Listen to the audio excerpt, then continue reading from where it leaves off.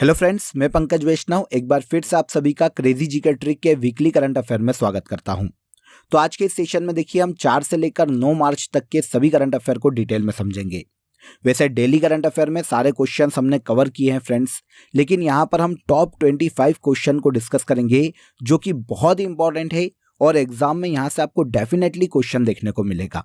Okay, तो video में and तक बने रहिएगा। वीडियो पसंद आए तो लाइक और शेयर कर दीजिएगा और चैनल पर पहली बार आए हैं तो चैनल को सब्सक्राइब कर लीजिए। आइए वीकली करंट अफेयर का सबसे पहला क्वेश्चन देखिए आज का। निम्नलिखित में से कौन सा देश नॉर्थ अटलांटिक ट्रीटी ऑर्गेनाइजेशन का 32वां सदस्य देश बना है? यहां पर देखिए पहले हमें इस संस्था के बारे में पता होना चाहिए कि नाटो क्या है। तो देखिए 1945 में सेकेंड वर्ल्ड वॉर खत्म होता है और सेकेंड वर्ल्ड वॉर के खत्म होने के बाद सोवियत यूनियन की बढ़ती हुई शक्ति को रोकने के लिए काफी सारे अमेरिकी और यूरोपीय देश एक साथ आते हैं और एक सैन्य गठबंधन का निर्माण करते हैं 1949 में। यही सैन्य गठबंधन जो कि 1949 में बना था नाटो के नाम से जाना जाता है। पहले अभी तक इसमें 31 मेंबर कंट्री थी। हाल ही में मार्च 2024 में नाटो का 32वां सदस्य स्वीडन बना है जो कि यूरोप का एक देश है। तो आंसर भी यहां पर करेक्ट हो जाएगा। स्वीडन नाटो का 32वां सदस्य देश बना मार्च 2024 में। इसके पहले लास्ट ईयर मार्च 2023 में फिनलैंड नाटो का 31वां सदस्य देश बना था। यह भी एक यूरोपीय देश है और स्वीडन भी एक यूरोपीय देश है जो कि 32वीं मेंबर कंट्री के रूप में हाल ही में नाटो में शामिल की गई। नाटो का गठन आपको पता चल गया, 1949 में इसका गठन किया गया था। 32 मेंबर कंट्री है वर्तमान में और जेंस स्टोल्टेनबर्ग वर्तमान में नाटो के महासचिव के पद पर हैं। ओके, सेकंड क्वेश्चन देखिए, किस उत्तर पूर्वी राज्य में सेला टनल बनाई गई है? तो सेला टनल की अगर हम बात करें तो ये अरुणाचल प्रदेश राज्य में निर्मित की गई, जिसका इनॉग्रेशन 9 मार्च को भारत के पीएम नरेंद्र मोदी के द्वारा किया गया। यहां पर इसे सही कर लीजिएगा, ये अरुणाचल प्रदेश राज्य है। ओके, देखिए यहां पर पर्टिकुलर सेला टनल की बात करें तो एक रूट बनाया गया है अरुणाचल प्रदेश राज्य में जो कि अरुणाचल प्रदेश में पश्चिमी कामेंग जिले को तवांग जिले से कनेक्ट करने के लिए निर्मित किया गया है। इस पूरे रूट की जो लंबाई है वो 11.84 किलोमीटर है। पहली चीज तो ये याद रखिएगा। अब इस 11.84 किलोमीटर के रूट में देखिए 2 टनल का निर्माण किया गया। पहली टनल मतलब टनल 1 980 मीटर लंबी है और दूसरी टनल की बात करें तो ये 1555 मीटर लंबी है। ओके, पहली टनल 980 मीटर लंबी और सेकेंड 1555 मीटर लंबी है। ये दोनों टनल जिस प्रोजेक्ट के तहत अरुणाचल प्रदेश में बनाई गई उसे सैला टनल प्रोजेक्ट के नाम से जाना जाता है, जिसका इनॉग्रेशन हाल ही में भारत के पीएम के द्वारा किया गया। किस राज्य में स्थित है ये याद रखिएगा, तो ये भारत के अरुणाचल प्रदेश राज्य में स्थित टनल है। इसके बाद आगे आइए, प्रो कबड्डी लीग का 10वां सीजन किस टीम ने जीता है? देखिए जैसे आईपीएल का आयोजन किया जाता है भारत में, वैसे ही प्रो कबड्डी लीग एक कबड्डी की प्रतियोगिता है। इसकी शुरुआत भारत में 2013 में की गई थी और पहला सीजन जयपुर पिंक पैंथर ने अपने नाम किया था, जो कि अभिषेक बच्चन जो कि फिल्म अभिनेता है इनकी एक टीम है। ओके, तो 2013 में पहला सीजन जीता था जयपुर पिंक पैंथर ने और अब प्रो कबड्डी लीग का 10वां सीजन जो कि 2024 में आयोजित किया गया, इसका खिताब पुनेरी पल्टन ने अपने नाम किया। तो पुनेरी पल्टन हो जाती है विनर। इसने फाइनल में हरियाणा स्टीलर्स को हराया और प्रो कबड्डी लीग का 10वां सीजन अपने नाम किया। पुनेरी पल्टन हो गई विनर और रनर अप हो जाती है हरियाणा स्टीलर्स की टीम। यहां पर आपको यह भी याद रखना चाहिए कि अभी तक प्रो कबड्डी लीग का सबसे ज्यादा बार खिताब पटना पायरेट्स ने अपने नाम किया है। इसने देखिए प्रो कबड्डी लीग का टाइटल 3 बार अपने नाम किया है, जो कि सर्वाधिक है। ओके, इसके अलावा प्रो कबड्डी लीग में देखिए जो विनर रहे उनकी बात कर लेते हैं। तो मोस्ट वैल्यूएबल प्लेयर का जो खिताब है वो दिया गया असलम मुस्तफ़ा को, जो कि पुनेरी पल्टन के ही कैप्टन हैं। राइडर ऑफ द सीजन का अवार्ड आशु मलिक को दिया गया। दबंग दिल्ली के ये प्लेयर हैं कबड्डी के। और young player of the season का खिताब योगेश को दिया गया, जो कि दबंग दिल्ली के ही कबड्डी प्लेयर हैं। तो ये 3 याद रखिएगा अवार्ड, ये पूछे जा सकते हैं। विनर आपको पूछे जाएंगे एग्जाम में, इसमें कोई शक नहीं है। तो प्रो कबड्डी लीग का 10वां सीजन पुनेरी पल्टन ने फाइनल में हरियाणा स्टीलर्स को हराकर जीता है। नेक्स्ट क्वेश्चन, भारत और किस देश की नौसेना के मध्य समुद्री अभ्यास समुद्र लक्ष्मण 2024 आयोजित किया गया? तो समुद्री अभ्यास समुद्र लक्ष्मण 2024 का आयोजन भारत और मलेशिया की नौसेना के मध्य में किया गया। तो आंसर हो जाएगा आंसर डी। भारत और मलेशिया की नौसेना के मध्य में भारत के आंध्र प्रदेश के विशाखापट्टनम में, प्लेस याद रखिएगा विशाखापट्टनम, ठीक है, आंध्र प्रदेश के विशाखापट्टनम में 28 फेब से लेकर 2 मार्च 2024 तक समुद्र लक्ष्मण युद्धाभ्यास का आयोजन किया गया। भारत और मलेशिया की नौसेना के मध्य में आपसी संबंधों को बढ़ावा देना, दक्षिणी हिंद महासागर में चीन के बढ़ते वर्चस्व को रोकना इस समुद्री अभ्यास को आयोजित किए जाने का मुख्य उद्देश्य है। तो समुद्र लक्ष्मण 2024 का आयोजन भारत और मलेशिया की नेवी के मध्य में किया गया। प्लेस याद रखिएगा आंध्र प्रदेश का विशाखापट्टनम। इसके बाद book solving the sun a novel किसके द्वारा लिखी गई? सॉल्विंग द सन नाम का जो नोवेल है फ्रेंड्स, जो बुक है, ये लक्ष्मी मुर्देश्वर पुरी के द्वारा लिखी गई। आंसर सी करेक्ट हो जाएगा। अगर लक्ष्मी मुर्देश्वर पुरी की बात करें फ्रेंड्स, तो ये केंद्रीय मंत्री हरदीप सिंह पुरी की पत्नी हैं। इसके अलावा ये यूनाइटेड नेशन की पूर्व सहायक महासचिव के रूप में काम कर चुकी है। इन्होंने देखिए अपनी इस बुक में फ्रीडम फाइटर जितनी भी महिलाएं रही है उन पर आधारित करते हुए महिला सशक्तिकरण को बढ़ावा देने की अपनी इस बुक में बात की है। तो solving the sun a novel Lakshmi Murdeshwar Puri की बुक है, जिसे हाल ही में लॉन्च किया गया। चर्चित शब्दावली जूस जैकिंग किससे संबंधित है? यहां पर देखिए पर्टिकुलर जूस जैकिंग, इस शब्दावली की बात करें, इस टर्म की बात करें, तो ये साइबर हमले या साइबर अटैक से संबंधित एक टर्म है। होता क्या है इसकी बात करते हैं। देखिए क्या होता है, जब भी हम किसी भी जर्नी पर जाते हैं, किसी भी यात्रा पर जाते हैं, तो नॉर्मली सबसे बेसिक नीड हमारी होती है चार्जर, क्योंकि हमको मोबाइल को चार्ज करना होता है। लेकिन सफ़र में क्या होता है कि हम पब्लिक जो चार्जिंग पॉइंट होते हैं वहाँ पर जब अपने मोबाइल को चार्ज करते हैं पब्लिक चार्जर से, तो USB पोर्ट के माध्यम से हमारे मोबाइल में जूस जैकिंग नाम का एक वायरस इंजेक्ट कर दिया जाता है। वायरस को बोल सकते हैं इंक्लूड कर दिया जाता है, जिससे हमारी सारी इन्फॉर्मेशन जितनी भी मोबाइल में है, चाहे वो फ़ोन नंबर्स हो, पिक्चर्स हो, प्राइवेट इन्फॉर्मेशन हो, डॉक्यूमेंट्स हो, वो सभी जो साइबर अटैक करने वाला अपराधी है उसके पास चले जाते हैं। यही वर्ड पर्टिकुलर जूस जैकिंग के नाम से जाना जाता है। बार बार RBI इसके लिए चेतावनी जारी करता है, एडवाइजरी जारी करता है। सेंट्रल गवर्नमेंट ने भी काफ़ी बार एडवाइजरी जारी की है कि आप अपने मोबाइल को किसी अन्य चार्जर से चार्ज न करें, स्पेशली जो गवर्नमेंट या सरकारी चार्जिंग पॉइंट है उस पर अपने मोबाइल को चार्ज करने से बचें, क्योंकि ऐसे केस में आप पर साइबर अटैक होने की संभावना होती है। तो जूस जैकिंग पर्टिकुलर ये जो शब्दावली है साइबर अटैक से संबंधित है। बाउंड्री सिक्योरिटी फोर्स की पहली महिला स्नाइपर कौन बनी? वेरी वेरी इंपॉर्टेंट, इसे नोट कीजिएगा, इंपॉर्टेंट क्वेश्चन है और एग्जाम में हमें देखने को मिल सकता है। देखिए सीमा सुरक्षा बल मतलब बाउंड्री सिक्योरिटी फोर्स की बात करें तो इसकी पहली महिला स्नाइपर बनी है सुमन कुमारी। अब देखिए स्नाइपर क्या होता है, अगर आपको ये समझ में आ जाएगा तो आपका ये क्वेश्चन क्लियर हो जाएगा।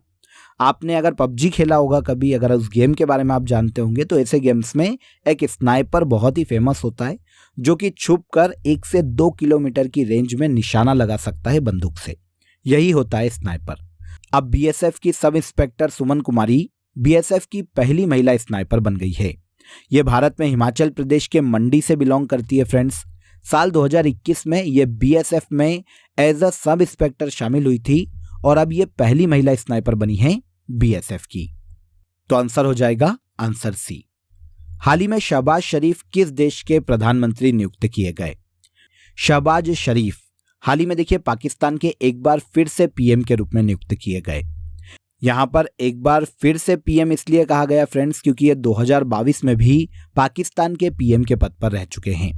2022 में शहबाज शरीफ पहली बार पाकिस्तान के PM बने थे, तब इन्होंने अपना 16 महीने का कार्यकाल उस वक्त पूरा किया था और अब 2024 में एक बार फिर से ये पाकिस्तान के 24वें प्रधानमंत्री के रूप में नियुक्त किए गए। पाकिस्तान में ये मुस्लिम लीग नवाज पार्टी के मेंबर हैं। शहबाज शरीफ पाकिस्तान के 24वें प्रधानमंत्री के रूप में हाल ही में 2024 में इनकी नियुक्ति की गई।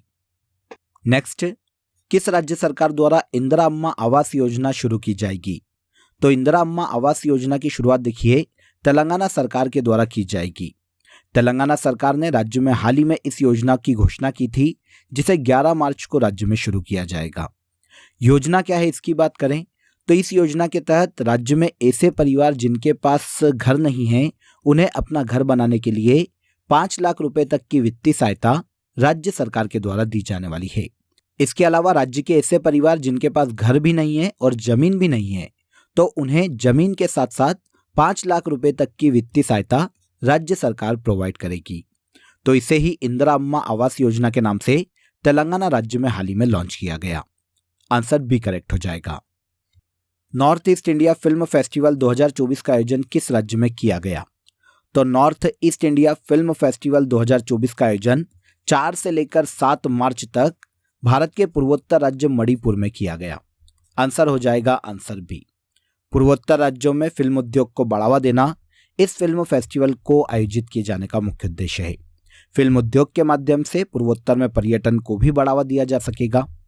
तो यह north east India film festival 2024 है। मार्च 2024 में इसका आयोजन भारत के मणिपुर राज्य में किया गया। आगे चलिए, दुनिया का पहला देश कौन सा है जिसने गर्भपात को संवैधानिक अधिकार दिया है? तो देखिए, गर्भपात मतलब एबॉर्शन को कॉन्स्टिट्यूशनल राइट बनाने वाला विश्व का पहला देश बना है फ्रेंड्स, यूरोपीय देश फ्रांस। आंसर हो जाएगा फ्रांस। वैसे देखिए, 1975 में ही फ्रांस ने गर्भपात को कानूनी अधिकार दे दिया था, लेकिन तब ये एक ऑर्डिनरी लॉ था। अब जाकर इसे कॉन्स्टिट्यूशनल राइट के रूप में अपनाया गया है फ्रेंड्स। अगर हम फ्रांस के कॉन्स्टिट्यूशन की बात करें तो ये 1958 में लागू हुआ था। जो वर्तमान में फ्रांस कॉन्स्टिट्यूशन को अपनाया हुआ है, ये 1958 में आया था, 1958 में लागू हुआ था और तब से लेकर 2008 तक इसमें 24 बार संशोधन किया जा चुका है। अब 25वें संशोधन के रूप में एबॉर्शन को कॉन्स्टिट्यूशनल राइट बनाया गया है फ्रांस में। तो दुनिया का पहला ऐसा देश जिसने गर्भपात को संवैधानिक अधिकार दिया कौन है? यूरोपीय देश फ्रांस। आगे, किस राज्य की आभूषण कला सिल्वर फिलिग्री को जीआई टैग दिया गया? बहुत ही इंपॉर्टेंट है फ्रेंड्स। मार्च 2024 में काफी प्रोडक्ट को देखिए भारत में जीआई टैग दिए गए हैं। इसमें सिल्वर फिलिग्री की बात करें तो ये ओडिशा की एक चांदी की नक्काशी कला है जिसे हाल ही में जीआई टैग से सम्मानित किया गया। यह ओडिशा के कटक की एक प्रसिद्ध कला है जिसे चंडी तारकशी के नाम से भी जाना जाता है। मतलब सिल्वर की एक महीन धागे वाली कला, इसे ही कहा गया है सिल्वर फिलिग्री। किस राज्य में प्रचलित है? तो ये भारत के ओडिशा राज्य में प्रचलित है जिसे जीआई टैग से सम्मानित किया गया। इसके अलावा देखिए, मार्च 2024 में जो अदर प्रोडक्ट को जीआई टैग दिए गए उन पर भी एक बार यहाँ पर नजर डाल लेते हैं, क्योंकि क्वेश्चन एग्जाम में हमसे वहां से भी पूछे जाएंगे। तो ओडिशा का आपको पता चल गया सिल्वर फिलिग्री। पश्चिम बंगाल के बांग्लार मलमल को भी जीआई टैग दिया गया, जो कि कपास से बनी एक पारंपरिक हथकरघा शिल्प है। आंध्र प्रदेश के नरसापुर क्रोशिया लेस उत्पाद को, एमपी की रतलाम रियावन लहसुन को जीआई टैग दिया गया। असम की माजुली मास्क और माजुली पांडुलिपि चित्रकला, इन्हें भी जीआई टैग मार्च 2024 में दिया गया। रीसा वस्त्र को जीआई टैग से सम्मानित किया गया, जो कि भारत के त्रिपुरा राज्य में प्रचलित है। तेलंगाना के हैदराबाद की लाख की चूड़ियों को जीआई टैग दिया गया और गुजरात में अंबाजी सफेद संगमरमर, इसे भी जीआई टैग से सम्मानित किया गया। क्वेश्चन हमारा ओडिशा से एक प्रोडक्ट से था जिसका नाम है सिल्वर फिलिग्री। 2024 में मार्च मंथ में हाल ही में इन सभी प्रोडक्ट को जीआई टैग से सम्मानित किया गया। सभी याद रखिएगा, पॉज करके देख लीजिएगा, सभी इंपॉर्टेंट है। बैडमिंटन खिलाड़ी बी साई प्रणीत ने संन्यास की घोषणा की। इन्हें निम्नलिखित में से कौन सा पुरस्कार प्रदान किया गया था? देखिए, पहला फैक्ट तो यहाँ पर यह नोट कीजिए कि बी साई प्रणीत भारत के बैडमिंटन खिलाड़ी है। इन्होंने हाल ही में 31 वर्ष की आयु में इंटरनेशनल बैडमिंटन से संन्यास लिया। बैडमिंटन के क्षेत्र में या खेलों के क्षेत्र में इनके योगदान के कारण इन्हें 2019 में अर्जुन पुरस्कार दिया गया था। किस वर्ष दिया गया था ये भी याद रखिएगा, 2019 में। ये भारत के तेलंगाना के हैदराबाद के रहने वाले हैं। 2019 में BWF विश्व चैंपियनशिप में इन्होंने ब्रॉन्ज मेडल अपने नाम किया था। बी साई प्रणीत के पहले इसी चैंपियनशिप में पहला और एकमात्र जो पदक है वो 1983 में आया था, जो कि प्रकाश पादुकोण लेकर आए थे। और उसके 36 साल बाद BWF विश्व चैंपियनशिप में ब्रॉन्ज मेडल जीता था बी साई प्रणीत ने। अभी तक इस चैंपियनशिप में ये 2 ही मेडल थे फ्रेंड्स। तो 2019 में बैडमिंटन की इस उपलब्धि के कारण इन्हें अर्जुन पुरस्कार से सम्मानित किया गया था। टोक्यो ओलंपिक में भी इन्होंने बैडमिंटन में भारत को रिप्रेजेंट किया था। तो किस खेल से संबंधित है बी साई प्रणीत? बैडमिंटन से। हाल ही में इन्होंने 31 वर्ष की आयु में बैडमिंटन खेलों से संन्यास की घोषणा की। नई दिल्ली में डेफ कनेक्ट 2024 के दौरान रक्षा मंत्री ने कौन सी योजना लॉन्च की?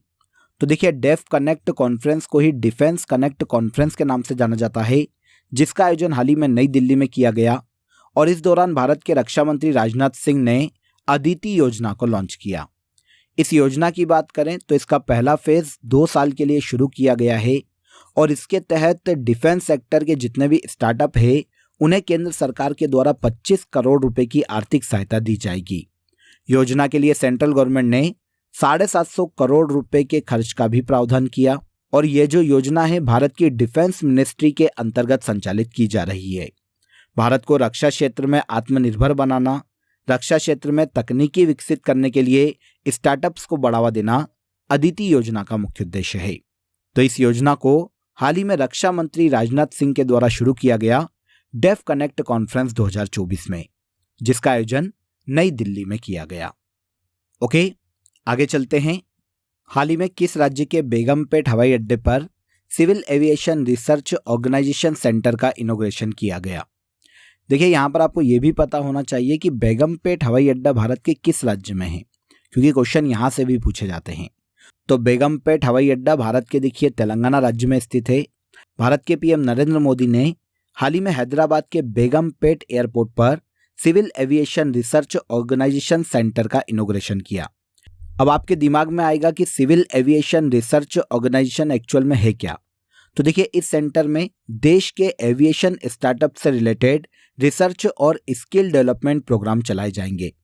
तो इसीलिए civil aviation research organization centre का इनॉग्रेशन बेगमपेट हवाई अड्डे में किया गया, जो कि हैदराबाद में स्थित है, भारत के तेलंगाना राज्य में। अगला क्वेश्चन, भारत की पहली अंडर वाटर मेट्रो सुरंग किस राज्य में बनाई गई? तो भारत की पहली अंडर वाटर मेट्रो सुरंग का निर्माण भारत के पश्चिम बंगाल राज्य में किया गया है। ये जो सुरंग है फ्रेंड्स, वो भारत के पश्चिम बंगाल राज्य में हुगली नदी के नीचे स्थित है।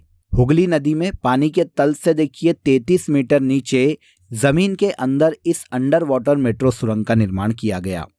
इस सुरंग की लंबाई की बात करें तो देखिए, ऑल ओवर नदी के ऊपर इस सुरंग की लंबाई 520 मीटर है।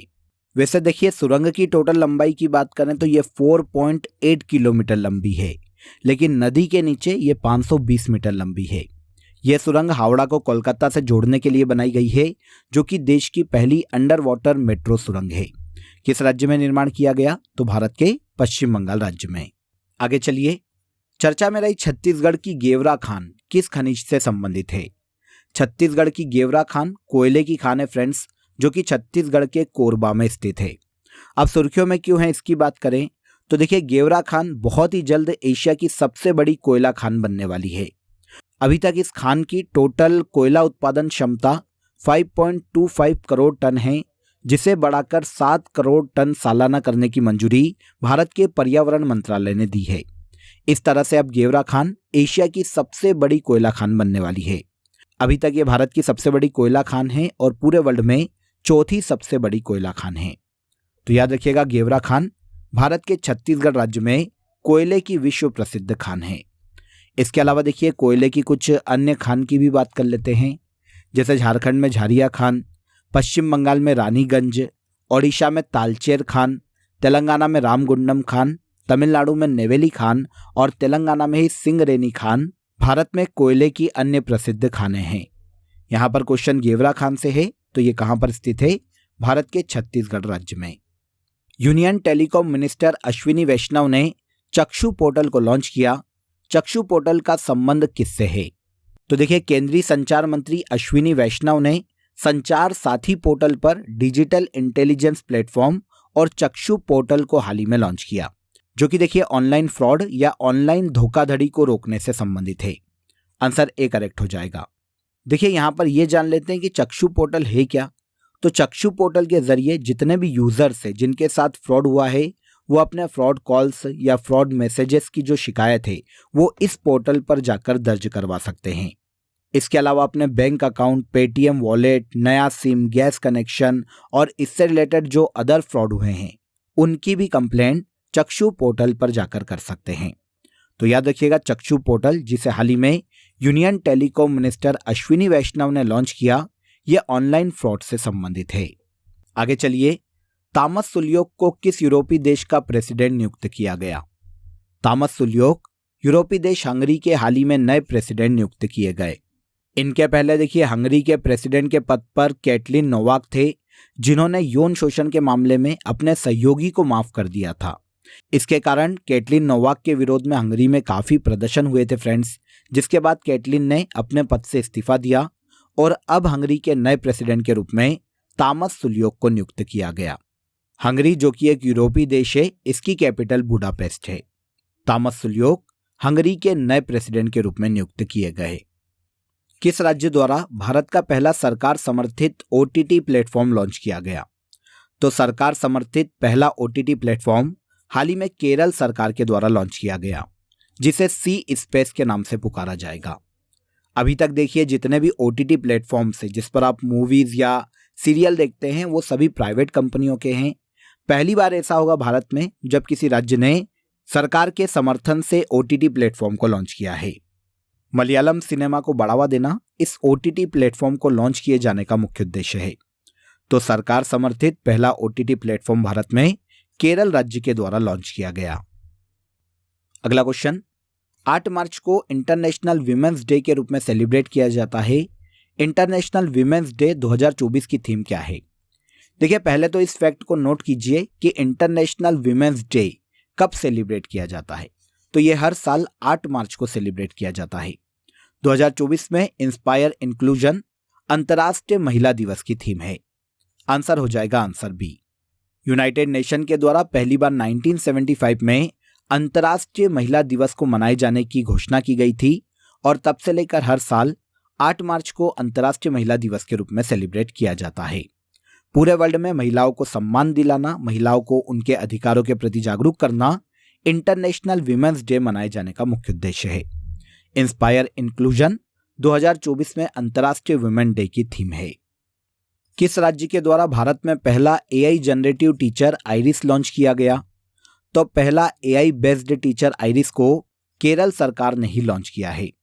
आंसर बी हो जाएगा। केरल का एक स्कूल है KTCT हायर सेकेंडरी स्कूल, जो कि केरल के तिरुवनंतपुरम में है।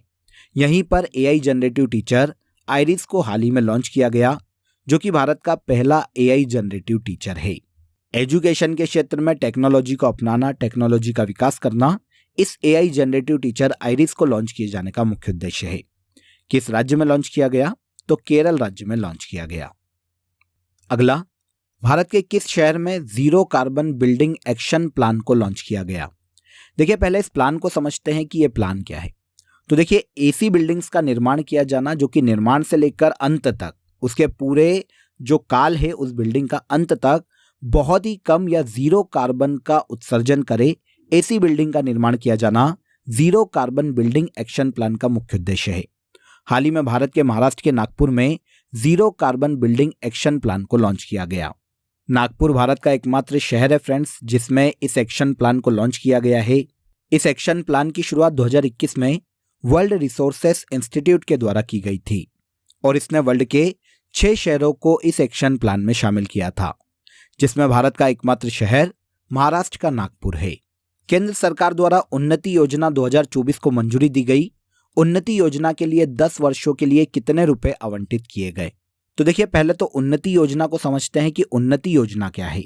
तो केंद्र सरकार द्वारा उत्तर पूर्वी क्षेत्र में औद्योगिकीकरण को बढ़ावा देने के लिए हाल ही में उन्नति योजना को लॉन्च किया गया, जिसके तहत केंद्र सरकार अगले 10 वर्षों की अवधि में 10,037 करोड़ रुपए इस योजना के लिए खर्च करने वाली है। तो यहां पर आंसर बी हो जाएगा। उन्नति योजना के लिए अगले 10 वर्षों के लिए केंद्र सरकार ने 10,037 करोड़ रुपए को मंजूरी प्रदान की। इसके बाद आज के करंट अफेयर का सबसे लास्ट क्वेश्चन, 8 मार्च 2024 को पहली बार नेशनल क्रिएटर्स अवार्ड प्रदान किए गए। ग्रीन चैंपियंस कैटेगरी में किसे नेशनल क्रिएटर अवार्ड दिया गया? तो देखिए नेशनल क्रिएटर अवार्ड को अगर हम समझे फ्रेंड्स तो पहली बार ही केंद्र सरकार ने इनकी घोषणा की है। ऐसे सभी सोशल मीडिया पर रहने वाले लोग या सोशल मीडिया के इन्फ्लुएंसर जो कि किसी भी तरह लोगों के जीवन पर सकारात्मक प्रभाव डालते हैं, उन्हें ये अवार्ड प्रदान किए गए। अलग अलग 20 कैटेगरी थी फ्रेंड्स, जिसमें 23 लोगों को ये अवार्ड दिए गए हैं। इसमें ग्रीन चैंपियंस कैटेगरी का जो अवार्ड है वो पंकति पांडे को दिया गया। आंसर हो जाएगा आंसर सी। यहाँ पर देखिए मेन कैटेगरी में आपको बता देता हूँ, पूरी 20 तो इंपॉर्टेंट नहीं है, लेकिन जो मेन कैटेगरी है यहाँ पर एक बार देख लीजिए। ग्रीन चैंपियन अवार्ड दिया गया पंकति पांडे को। Prestigious cultural ambassador of the year award दिया गया सिंगर मैथिली ठाकुर को। बेस्ट स्टोरी टेलर अवार्ड दिया गया कीर्तिका गोविंद सामी को। Best creator for social change का अवार्ड दिया गया जया किशोरी को। स्वच्छता एम्बेसडर का अवार्ड मल्हार कलाम्बे को दिया गया। डिसरप्टर ऑफ द ईयर का अवार्ड रणवीर अलाहाबादिया को दिया गया। Best creator in education category का अवार्ड नमन देशमुख को दिया गया। और best health and fitness creator award Ankit Baiyanpuria को दिया गया। ये सभी अवार्ड है जो मेन है, यहाँ पर मैंने आपको बता दिए। क्वेश्चन हमारा ग्रीन चैंपियन अवार्ड से था, तो ये पंकति पांडे को दिया गया। क्लियर? तो यहाँ पर देखिए हमने 4 से लेकर 9 मार्च तक के सभी करंट अफेयर जो कि वीकली करंट अफेयर थे, उनको यहाँ पर हमने डिटेल में समझा। आई होप वीडियो अच्छा लगा होगा। वीडियो पसंद आया हो तो वीडियो को लाइक और शेयर कर दीजिएगा। चैनल को सब्सक्राइब कर लीजिएगा। फिर मुलाकात करेंगे नेक्स्ट वीडियो में। तब तक अपना ख्याल रखिए। जय हिंद, जय भारत।